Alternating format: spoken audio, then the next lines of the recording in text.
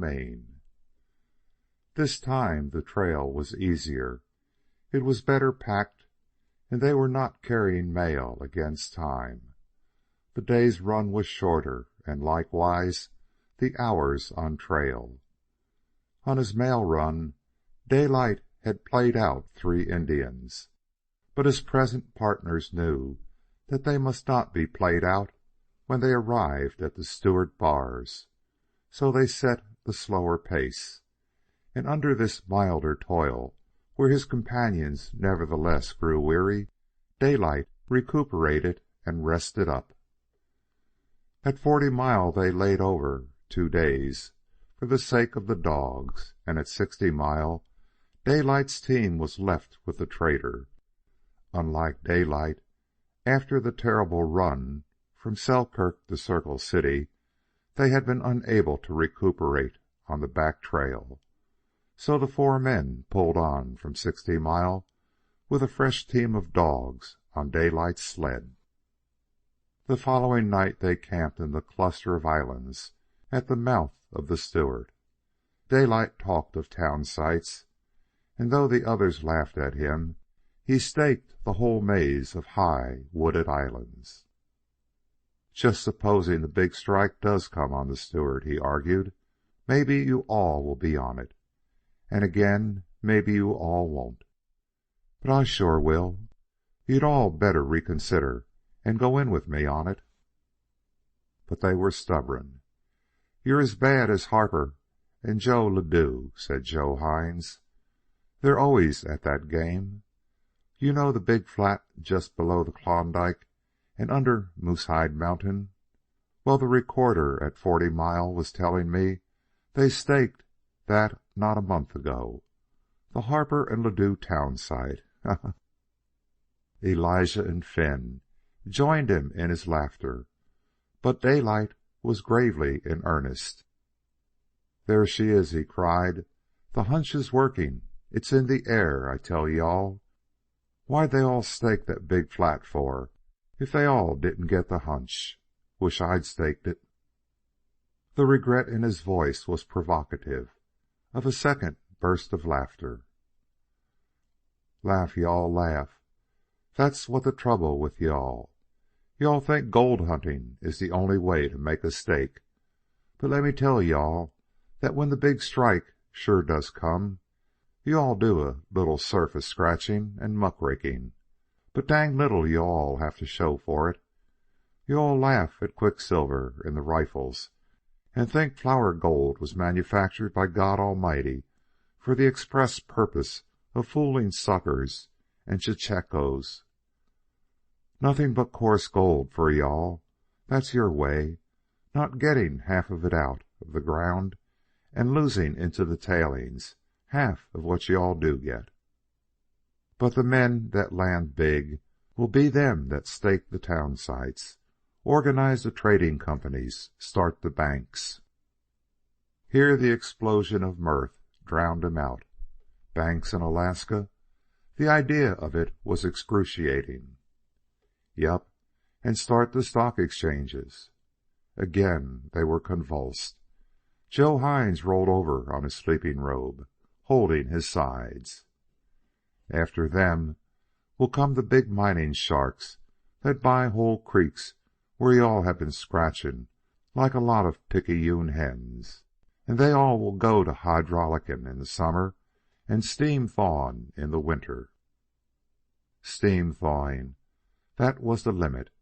Daylight was certainly exceeding himself in his consummate fun-making. Steam thawing, where even wood burning was an untried experiment, a dream in the air. Laugh, dang you, laugh. Why, your eyes ain't open yet. You-all are a bunch of little mewing kittens. I'll tell you-all, if the strike comes on Klondike, Harper and Ladue will be millionaires. And if it comes on Stewart, you-all watch the Elam Harnish town site boom. In them days, when you-all come around making poor mouths.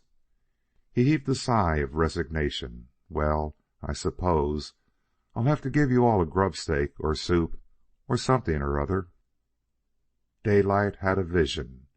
His scope had been rigidly limited, yet whatever he saw big. His mind was orderly, his imagination practical, and he never dreamed idly. When he superimposed a feverish metropolis on a waste of timbered, snow-covered flat, he predicted first the gold strike that made the city possible, and next he had an eye for steamboat landings, sawmill and warehouse locations, and all the needs of a far northern mining city. But this, in turn, was the mere setting for something bigger, namely, the play of temperament. Opportunities swarmed in the streets and buildings and human and economic relations of the city of his dream. It was a larger table for gambling. The sky was the limit, with the Southland on one side and the Aurora Borealis on the other. The play would be big, bigger than any Yukoner had ever imagined, and he, Burning Daylight, would see that he got in on that play. In the meantime, there was naught to show for it but the hunch. But it was coming. As he would stake his last ounce on a good poker hand, so he staked his life and effort on the hunch that the future held in store a big strike on the upper river.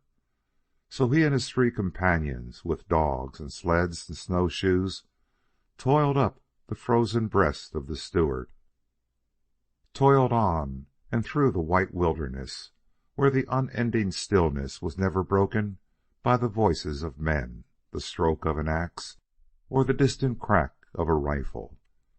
They alone moved through the vast and frozen quiet, little mites of earthmen, crawling their score of miles every day, melting the ice that they might have water to drink, camping in the snow at night, their wolf dogs curled in frost-rimmed, hairy bunches, their 8 snowshoes stuck on end in the snow beside the sleds. No sign of other men did they see, though once they passed a rude poling boat cached on a platform by the river bank. Whoever had cached it had never come back for it, and they wondered as they mushed on. Another time they chanced upon the site of an Indian village, but the Indians had disappeared. Undoubtedly, they were on the higher reaches of the Stewart in pursuit of the moose herds. 200 miles up from the Yukon, they came upon what Elijah decided were the bars mentioned by Al Mayo. A permanent camp was made, their outfit of food cached on a high platform to keep it from the dogs, and they started work on the bars, cutting their way down the gravel through the rim of ice. It was a hard and simple life. Breakfast over, and they were at work by the first gray light, and when night descended, they did their cooking and camp chores, smoked and yarned for a while, then rolled up in their sleeping robes and slept while the Aurora Borealis flamed overhead and the stars leaped and danced in the great cold. Their fare was monotonous: sourdough bread, bacon, beans, and an occasional dish of rice cooked along with a handful of prunes. Fresh meat they failed to obtain. There was an unwonted absence of animal life. At rare intervals they chanced upon the trail of a snowshoe rabbit or an ermine, but in the main it seemed that all life had fled the land. It was a condition not unknown to them, for in all their experience, at one time or another, they had traveled 1 year through a region teeming with game, where, a year or 2 or 3 years later, no game at all would be found. Gold they found on the bars, but not in paying quantities. Elijah, while on a hunt for moose 50 miles away, had panned the surface gravel of a large creek and found good colors. They harnessed their dogs, and with light outfits sledded to the place. Here, and possibly for the first time in the history of the Yukon, wood burning in sinking a shaft was tried. It was Daylight's initiative. After clearing away the moss and grass, a fire of dry spruce was built. 6 hours of burning thawed 8 inches of muck. Their picks drove full depth into it, and when they had shoveled out, another fire was started. They worked early and late, excited over the success of the experiment. 6 feet of frozen muck brought them to gravel, likewise frozen. Here progress was slower, but they learned to handle their fires better, and were soon able to thaw 5 and 6 inches at a burning. Flour gold was in this gravel, and after 2 feet it gave way again to muck. At 17 feet they struck a thin streak of gravel, and in it coarse gold, test pans running as high as $6 and $8. Unfortunately, this streak of gravel was not more than an inch thick. Beneath it was more muck, tangled with the trunks of ancient trees and containing fossil bones of forgotten monsters. But gold they had found, coarse gold, and what more likely than that the big deposit would be found on bedrock? Down to bedrock they would go, if it were 40 feet away. They divided into 2 shifts, working day and night on 2 shafts, and the smoke of their burning rose continually. It was at this time that they ran short of beans, and that Elijah was dispatched to the main camp to bring up more grub. Elijah was one of the hard-bitten, old-time travelers himself. The round trip was 100 miles, but he promised to be back on the 3rd day, 1 day going light, 2 days returning heavy. Instead, he arrived on the night of the 2nd day. They had just gone to bed when they heard him coming. "What in the hell's the matter now?" Henry Finn demanded, as the empty sled came into the circle of firelight, and as he noted Elijah's long, serious face was longer and even more serious. Joe Hines threw wood on the fire, and the 3 men, wrapped in their robes, huddled close to the warmth. Elijah's whiskered face was matted with ice, as were his eyebrows, so that, what of his fur garb, he looked like a New England caricature of Father Christmas. "You recollect that big spruce that held up the corner of the cache next to the river?" Elijah began. The disaster was quickly told. The big tree, with all the seeming of hardihood, promising to stand for centuries to come, had suffered from a hidden decay. In some way its rooted grip on the earth had weakened. The added burden of the cache and the winter snow had been too much for it.